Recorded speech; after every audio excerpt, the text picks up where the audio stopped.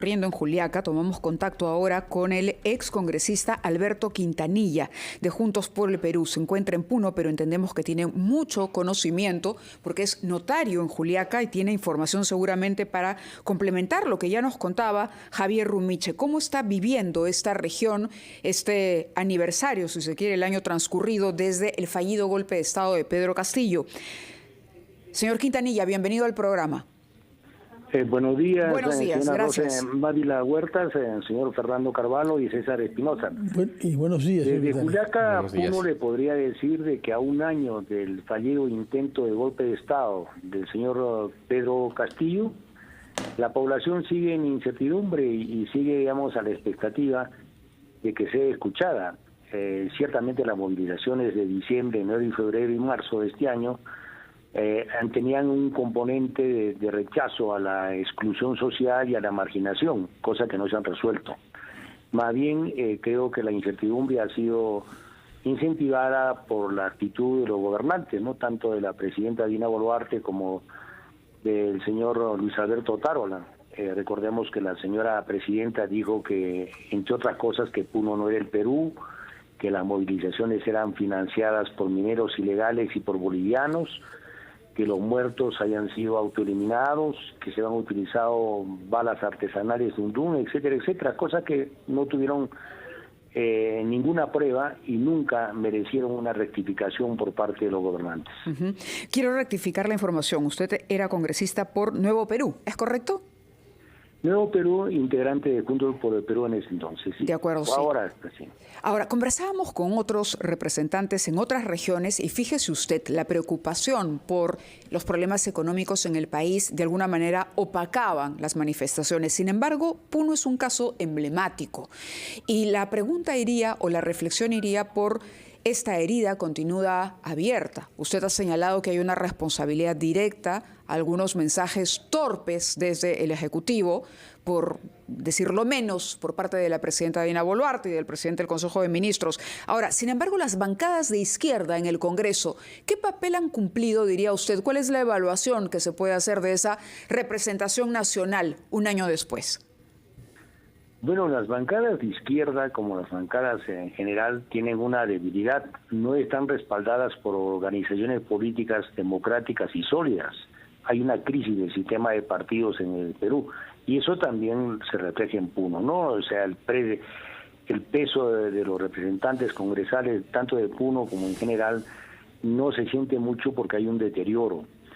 Y creo yo que lo que reclama la población es ser atendida, ser escuchada, busca diálogo, ¿no? Mire, en los meses de enero a marzo el gobierno invitó a dialogar, pero invitó a que la gente, los dirigentes vayan al aeropuerto, que era una base militar, para que dialoguen al interior del aeropuerto, cosa que era iluso, ¿no?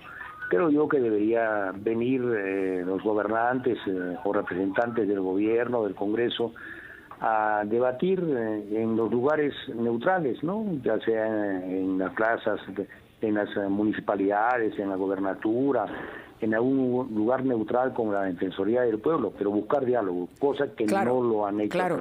Ahora, complicada la situación porque más temprano también algunos de nuestros invitados señalaban que era difícil para congresistas y para autoridades en general llegar y contar con una recepción, digamos, o con una actitud pro diálogo a la región de Puno. Usted nos habla de un territorio neutral y habla de la Defensoría, pero la elección de este defensor del pueblo ha sido sumamente cuestionada y se habla de componendas en el Congreso.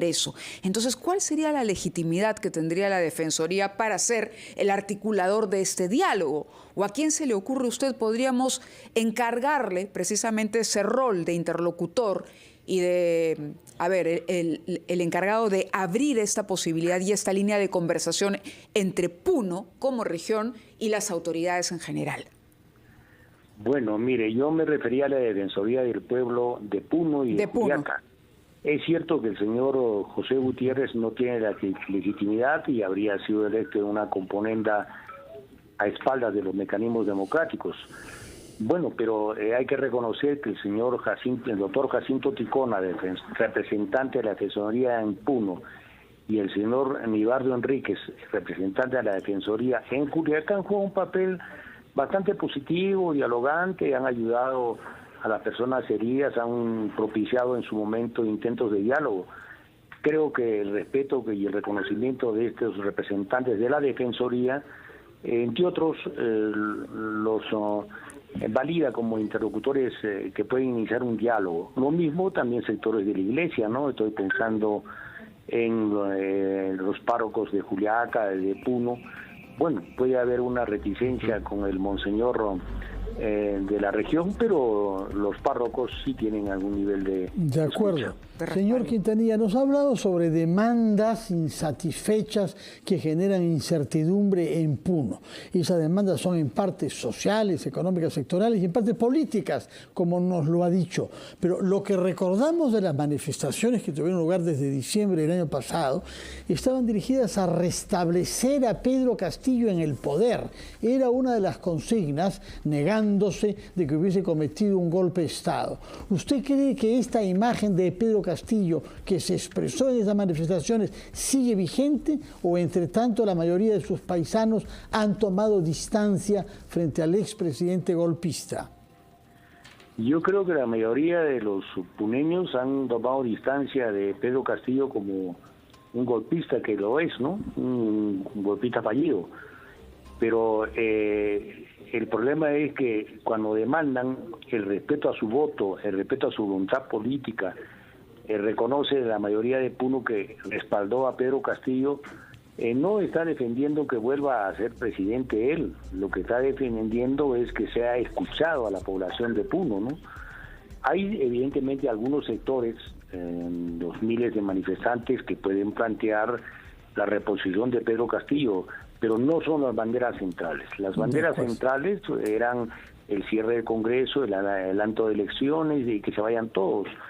Y en el fondo, tras eso está la lucha contra la discriminación y la marginación que se siente que es víctima del pueblo de Puno, ¿no? De acuerdo, señor Quintanilla. Muchísimas gracias por participar esta mañana de este programa especial. Le agradecemos su participación desde Puno y ojalá que lo que nos ha dicho haya calado en las autoridades y se haya reflexionado al respecto para empezar. Un país que no camina de la mano y unido, como señala la presidenta de la República, cada vez que se dirige a la nación, pues no termina finalmente funcionando como un equipo orgánico. Muchas gracias nuevamente. Buenos días.